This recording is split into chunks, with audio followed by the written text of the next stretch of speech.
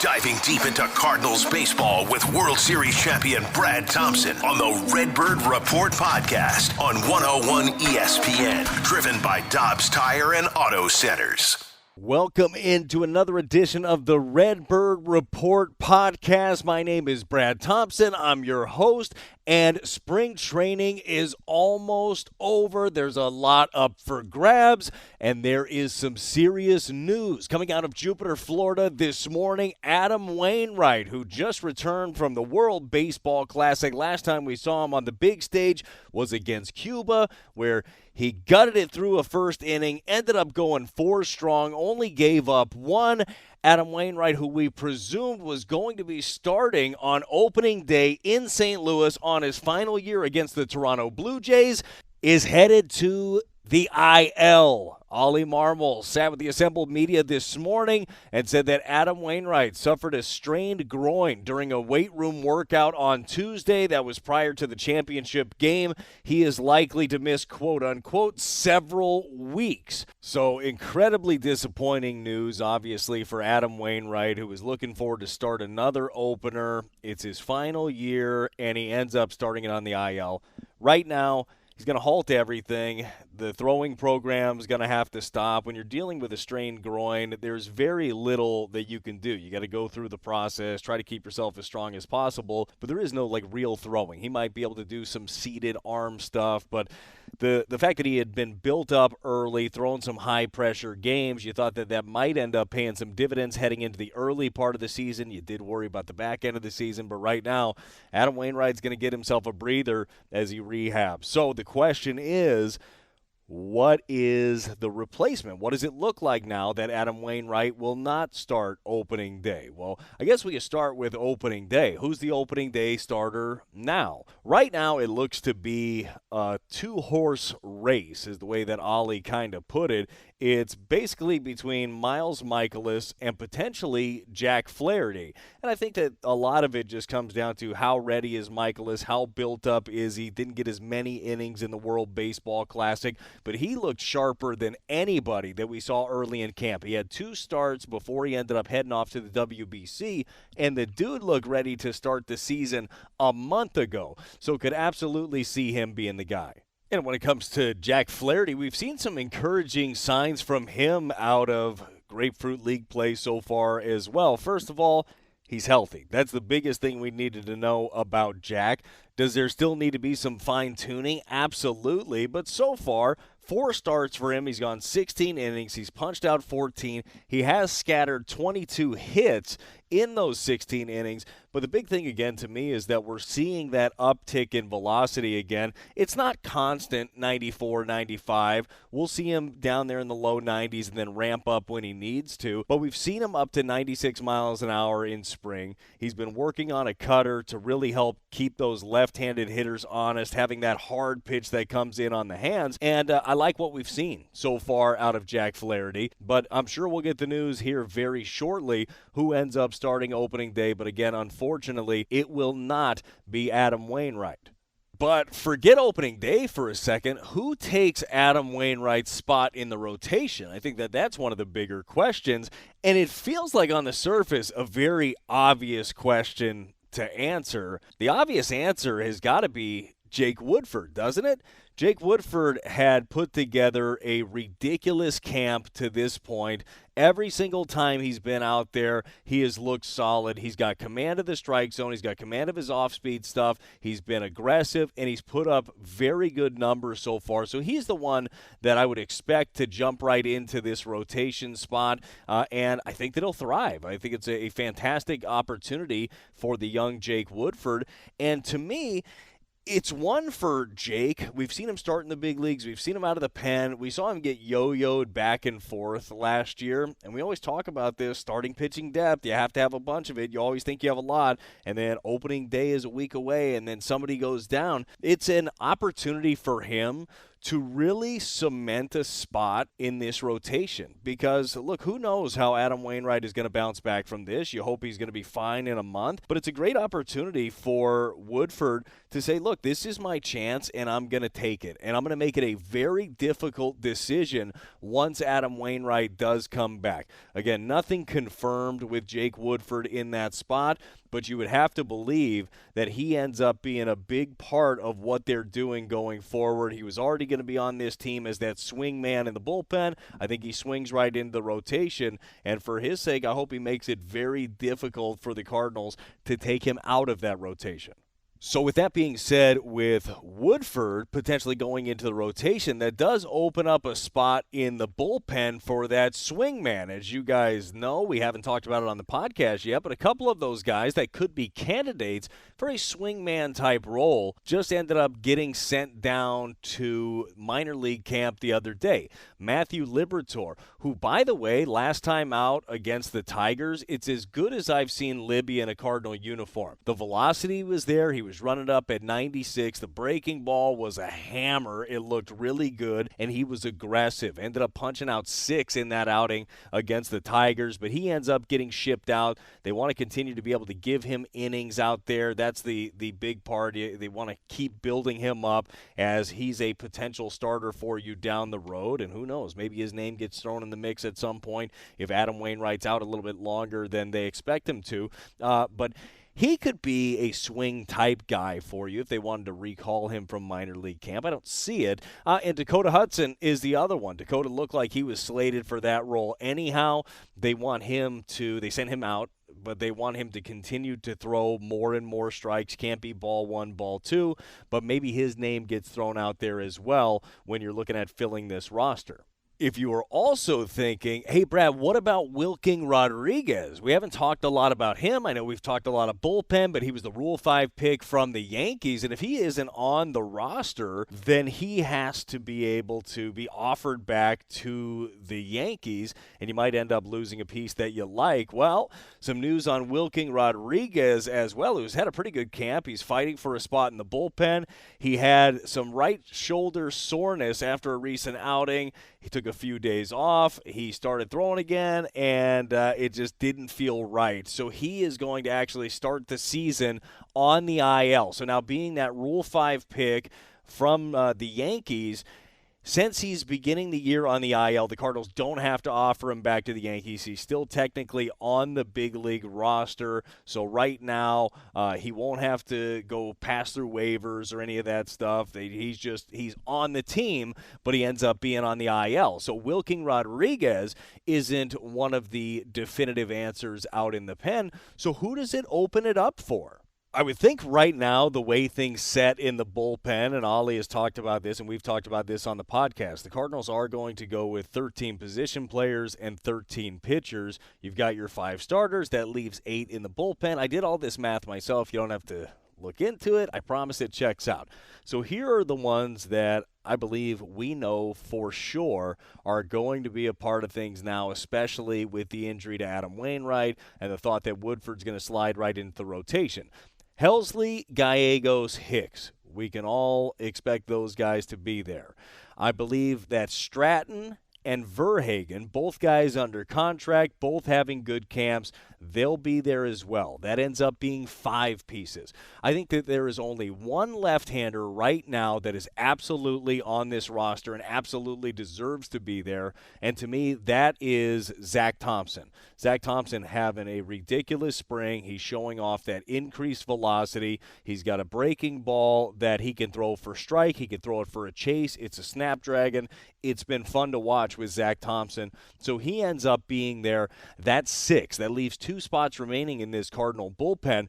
To me, a guy that was on the fence, and I know it seems crazy with a lot of the success that he had last year, but he still had something to prove. A guy that was on the fence that probably gets pushed right into this bullpen, and I'm glad that he's there, is Andre Palante. I believe Palante will be the 7th man in this bullpen. We saw Andre bust onto the scene last year. He was a guy in spring training. You just couldn't stop watching him, and you just had to put him on the team, and that's exactly what they did. 47 games for the Cardinals last year. He started 10 of those games, had a 3.17 ERA. He was a ground ball machine, as we've talked about, especially against those left-handers. But what they want Andre Pallante to continue to prove, and Andre had a scoreless inning yesterday against the Marlins, they want him to continue to prove that he has got something. He has got a weapon against the right-handers. Because you look at last year, right-handed batters hit 295 off of Pallante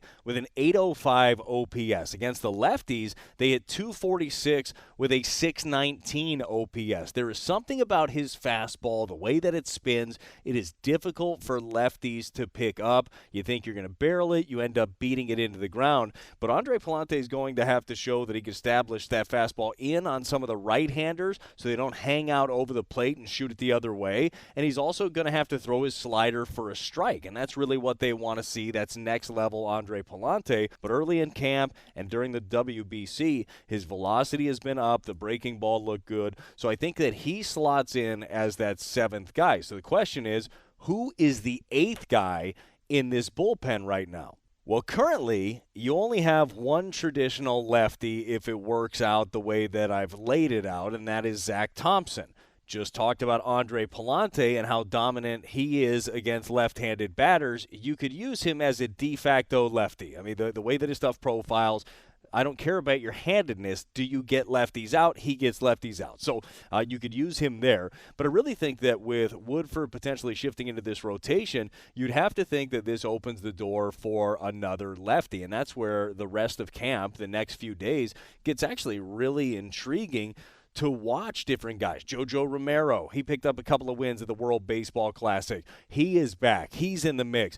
We got Genesis Cabrera that is definitely in the mix. You want to see him go out there and dominate. I'd really like to see his velocity have a little uptick also. I know it's hard to get the adrenaline going in spring training, but to me, Cabrera, there's a difference between Genesis Cabrera at 94, 95 than there is Genesis Cabrera at 96 to 98. It's a whole different factor. When he's 96, 98, he's dominant. He's got that swagger out there on the mound. He's good to go. When he's not, you can kind of tell, and I believe he's a little bit hittable. So you think that he's there. And then the couple of newcomers. You've seen Andrew Suarez have a really, really good camp. Has not been scored upon yet. The lefty that the Cardinals picked up last couple of years overseas. He played in Japan. He played in Korea the year prior. And the 3 previous years, he had parts of big league seasons with the Giants. Had a really nice camp. Deceptive lefty. Runs it up there about 92 to 94. Good breaking ball, good feel for what he's doing. Anthony Misevich is the other name you might have thought of, but he was optioned to AAA earlier today. Decent camp, but not enough to break. So with the injury news to Adam Wainwright, there is a lot to hash out still here in the last week, and not even week. I mean, these guys are going to take off early next week to get back. So there's a handful of games left for them to figure things out, shake things out of the bullpen. So going to be very intriguing for these guys that are battling for spots. We'll keep you posted. We'll talk about it. But again, if you missed the beginning of this news, which is hard to do in a podcast, I don't know how you would miss the beginning of the news. It's not like you popped in on this on a radio show, but disappointing nonetheless. Adam Wainwright set to start the season on the IL with a groin strain that he suffered getting a workout in prior to the WBC championship game. Didn't know the severity of it. Got back to Jupiter, Florida. Ended up getting checked out by the Cardinals and said it is time to shut things down for a little bit. Disappointing for Waino. Quickly, though, before I move on from the Waino thing, I do wonder, and this is a silver lining type thing, I do like sunshine and lollipops.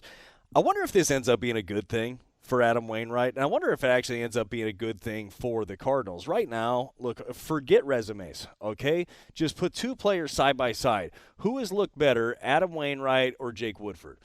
Even though Adam Wainwright had a lot of success in his couple of starts at the World Baseball Classic, Woodford has looked better. And I think it's very easy to say that, and he'll start the season in the rotation most likely, and you go from there and he can build off of it. For Adam Wainwright, a guy that had to ramp things up early, you remember even before he left for the World Baseball Classic, there have been plenty of questions about his velocity. There were questions about his health at the end of last year. I know he explained a lot of that away with a long tweet about getting hit in the leg and a stride length, and all of it ends up making sense. But he also had a glute issue that wasn't firing, and that ended up being a reason for some of the velocity stuff. Maybe some downtime for Adam Wainwright right now, and then the ability to ramp back up. Maybe that ends up being a really good thing for Adam Wainwright, because for me personally, one of the things that I was most concerned about with him going to the World Baseball Classic is the fact that he is 41 years old and then ramping up way earlier, and I just really wondered if, not that if he could do it, because we know that he could do that, but I wondered if he could ramp up that early and then keep that same intensity and that same workload all the way through October into the beginning of November, where the Cardinals hope to be playing and competing for a championship. Like, that to me was one of the biggest questions, and now he's got a time to reset. Is it ideal? No, it's not ideal. Would he love to be there on opening day? Of course. Would we love to see him out there on opening day, his final opening day with the St. Louis Cardinals? Yes, yeah, for sure. Like, as a fan, that sucks that you're not going to get to see that. But from a team standpoint, and for an Adam Wainwright standpoint here going through the rest of the year, assuming he bounces back from this well, I don't think this ends up being the worst thing in the world for the team or for Adam Wainwright. We'll see. Maybe that's just a silver lining look at it, but that's kind of the way I feel sitting here just getting the news about 15, 20 minutes ago about Adam Wainwright starting the season on the IL. All right, now where else do we go? We got the Adam Wainwright news. We wish him the best. We're going to continue to see this roster take form in the next handful of days. How about this? What have we learned in spring training to this point? And maybe there are different answers for each and every one of you. Let's start with one thing that I learned, and it's a name that we've talked about on basically every single Redbird Report podcast to this point. I believe I've learned that Jordan Walker is the real deal. Walker right now in camp, he's hitting .316, .328 OBP, .561 slug. He's got 5 doubles. He's got 3 home runs. It's been a very productive camp for him in pretty much every single facet. He's shown off the power. He's shown off the speed. He's shown that even when all the eyes are on him, he can continue to perform. Now, the last couple of days against the Marlins, he ended up going 0 for his last 8 against the Marlins. He is in the lineup batting 6 today against the Yankees. Again, that game will start in a couple of hours here as I'm recording this podcast. I still think it matters how Jordan Walker finishes this spring training. I still think that this is a time here in the next handful of days where he can continue to apply the pressure. The last thing that he wants to do is open the door just a little bit for anybody else. Forget that. Slam the door. Go out there and dominate. Right now, there's no way you can tell me that there are 4 outfielders that are more talented than Jordan Walker, no matter what I see in the next 5 days. But I want him to head into the regular season, hopefully making the opening day roster as a 20-year-old. I want him to do so with an exclamation point, because all spring long, it's been an exclamation point. It's been one big smile watching that guy play. And by the way, he plays with one big smile. He's 6'6". He hits for power. He's got speed. He's got a rocket arm. He looks good in the outfield, and he's doing everything right. So I have learned that he is real. The other thing, or another thing that I have learned in spring training is the starting staff, with current news about Adam Wainwright, even with that factored in, the staff has looked solid so far this spring training. Steven Matz, who was limited to 15 games last year, 10 starts a year ago, disappointing. They signed him to a big contract, 4-year, $44 million. He was coming off of his best year that he's had as a professional with the Blue Jays, and then he gets hurt. He's looked really, really good. 11 and 2/3 innings, 12 punch-outs. He is slated to go today against the Yankees. He's putting his fastball where he wants it. The velocity looks good. Everything feels comfortable and looks comfortable coming out of the hands of Steven Matz. And I think that this is a year for him to prove that, hey, they signed me for a reason. You look at the future here of the rotation, a lot of uncertainty. He's the only guy, as we've talked about plenty before on this podcast, that is signed beyond 2023. So it's an opportunity for him to say, this is my staff now. Like this, I am the future, and go out there and take that. And I think that in spring training, we've seen a different, aggressive Steven Matz. He looks really good. Jordan Montgomery, 5 scoreless yesterday. I think you look at some of the spring numbers, and you say, he's got an ERA in the mid-4s. It doesn't look great. If you watched his outings, they played a lot better than some of his early numbers. You had a lot of ground balls that ended up finding holes. But again, 5 scoreless yesterday. Having him for an entire season, I think that's going to be a lot of fun. We talked about Flaherty, his 4 starts that he's had so far. He's got the velocity back. He is still feeling for, I feel like game to game, he's got feel for like one of his pitches or another, either the sliders there or the curveball, or we've seen some of the good cutters. It's just the consistency with some of those secondary pitches that he's really looking to hone in here as opening day is approaching. But love what we've seen out of him. And we talked about Michaelis. Michaelis looked as dialed in as any pitcher early in camp in his two outings before heading to the World Baseball Classic. He looked good on the big stage of the WBC as well. So life looks pretty darn good in the Cardinals rotation. Again, assuming that the 5th starter job, or at least that spot that is vacated by Adam Wainwright, will be filled by Jake Woodford. I feel really, really good about the starting rotation. The question still remains when it comes to the starters, okay? Because I'm not saying, well, good thing they didn't go get Verlander, or thank God they didn't go sign whoever. Like, whoever your starter is, I wanted that guy too. Believe me, I wanted that guy. The question still remains, come the postseason, do the Cardinals have an ace that can go up against another team's ace? Do they have that pitcher that the opposition goes to bed and they're having nightmares about that guy? I'm not sure. I don't think so on the surface. Could Jack be that guy? Could Monty emerge into one of those guys, even though he doesn't appear to be the most dominant, it's all velocity all the time? Dude can flat out pitch. So we'll find out. We'll also find out if that looks like a tweak the Cardinals need to make down the stretch. But this starting staff to this point looks really, really good. Another thing that we've learned, or at least I think that I have learned, and I felt like I knew it anyhow coming into spring training, and that was on the heels of a .394 on base percentage for this guy last year. But I believe that the Cardinals have their leadoff man in Brendan Donovan. Donovan having a strong spring again. He's getting on base. He's hitting for more power. We talked about some of the changes that he made. He went to the Marucci lab, and they broke down his swing. They got him standing a little bit more upright, and then he's getting into his power a little bit more. That is shown off in spring training with his 4 home runs that he's got. Still has the on-base skills. He's not hunting homers. He's just getting to the ball. They've changed his bat. His bat is heavier. He's got that counterbalance, that hockey puck knob that's getting the barrel through a little bit quicker for him, able to drop that heavier bat on the ball. You drop the heavier bat on the ball ends up going further.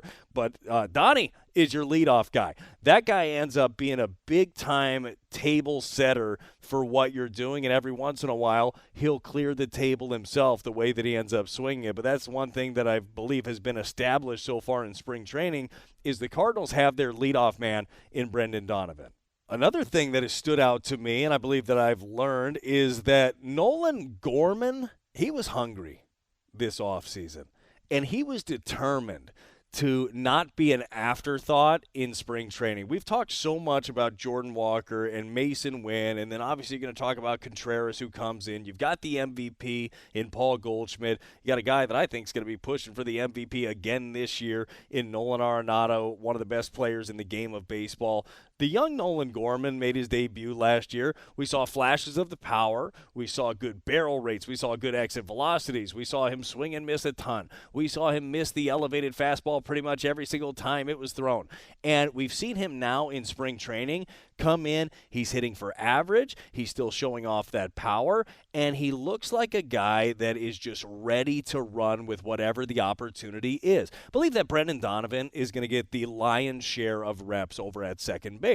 It still opens up, and there still are plenty of openings for at-bats for Gorman. Gorman, we can see him play some third here and there. Played plenty of third when Nolan Arenado was out at the World Baseball Classic during this spring training. He'll get his reps at second, and now with the DH, that opens up a lot of at-bats for the young Gorman. Right now, he's got the second highest OPS in spring training for the Cardinals. He's got the highest on-base percentage of qualified hitters, sitting at a 408. He's figuring out different ways to get on base.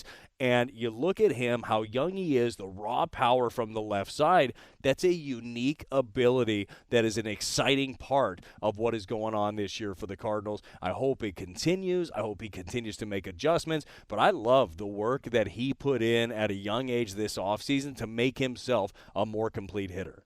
What about questions? What about questions that we might have? And I think there's still plenty of those. A lot of the questions are roster questions of how it shakes out. Does Jordan Walker ended up making this team? What does the bullpen shakeup look like? Got any other questions right now? I got a few. Ollie talked to the media the other day, and he was talking about his lineup, and he said, I feel pretty good about 3-4-5. 3-4-5 being Goldie, Arenado, and Contreras, which, boy, that sounds really good right in the meat of the lineup. We just talked about Brendan Donovan, who ends up being the leadoff guy, the table setter. He can get on base a ton. But that does leave a little opening right there in the two-hole. Who best fits? Who's the two-hole hitter for the St. Louis Cardinals this year? Now, we all know there's not one definitive answer, but I do think that it's going to be very important to have a productive guy there day in and day out. Maybe it changes with the pitcher, the matchups, but I don't think that can be a constant churn of, oh, well, this didn't work. What if this works? Well, if Dylan could go here, and what about Tyler O'Neill and maybe Jordan Walker? Like, one of those guys has to end up taking the job. If not, I'm not going to sit there with Goldie hitting third when I can hit him second. Goldie's your best hitter. So I wonder who ends up filling that void. I think that there are a lot of interesting candidates that could do that. Newt could be in that mix also with his bat-to-ball ability. I think there are a lot of options there. But I think to me that's going to be that two-hole in this Cardinal lineup is going to be one of the more pivotal and one of the more interesting pieces that Ollie is going to have to continue to find out and tweak throughout the season. Other questions, who's the backup catcher? I don't think that there's any more clarity than last time we talked about it. I mean, it's between Kiz and Barrera. Kiz is having a rough time at the plate, boy. 4 for 38 coming into this podcast at the plate. He's pressing. He's. I'm sure that the wheels are turning every time he's up at bat, thinking he's trying to make the team with every time that he swings. Barrera having a better spring, certainly numbers-wise, than Kisner is. If you're just looking on paper, you take Barrera and you run with it. But I think that job is far more than just looking on paper. And this is a question that I don't have all the answers to, but how has Barrera ingrained himself with the staff? Like, how does he fit in? I know that Kiz fits in really well. They have to have a certain personality to be that backup catcher, and Kiz has it. He's always got a smile on his face. He's always happy to do everything for you. I get it. Okay, it's a results-oriented business. But I wonder if you just start the season with him as the backup catcher. If he ends up looking like throughout the season that he is getting overly exposed again, then maybe you end up making the move. I think that Kiz ends up being the backup when it starts, but I'm not sure. I'm not sure on that one. We'll see. Maybe there's more clarity in the next 3 or 4 days.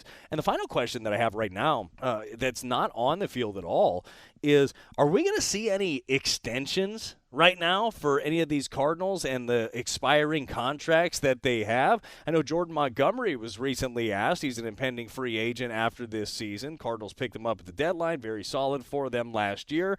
And he basically said that the ball is in the Cardinals' court right now. If they want to talk, I'm here to talk. But he said once the season happens, once the season starts, he is focused on winning games, which I love to hear that. I respect to hear that. But I would also love to know what an extension could look like for Monty. Monty, as you guys know, probably know, he is represented by Scott Boras. Generally, Scott Boras clients end up hitting free agency. It doesn't mean they won't come back. We saw that with Matt Holliday. Matt Holliday technically hit free agency, but then he ended up coming back to the place that he wanted to be.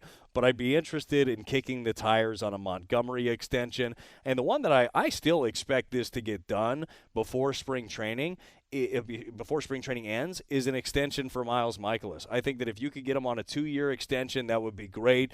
The market might force you to a 3-year extension. I think somewhere around that $15 million per year would be very fair and good for both sides there when it comes to him. Goldie, as we know, is only under contract through next year. Do you think about potentially adding a year or two to Paul Goldschmidt's deal? Or do you worry about the age? I don't really. The way that he takes care of his body, I think that a few more years on Goldie might be a very good thing as well. But I think that we might see some extension news here at the end of spring training, or at least maybe I'm being hopeful. I would like to see some extension news for some of these Cardinals coming out of camp. But plenty still to break down in the next handful of days. I'll talk to you guys again very, very soon. Any news comes out about the rotation, about the bullpen, whatever it is, we'll break it all down here on the Redbird Report. Thanks for listening. Tell your friends, and we'll see you next time. You've been listening to the Redbird Report podcast with Brad Thompson on 101 ESPN. Driven by Dobbs Tire and Auto Centers. Check out every episode at 101ESPN.com or on your 101 mobile app.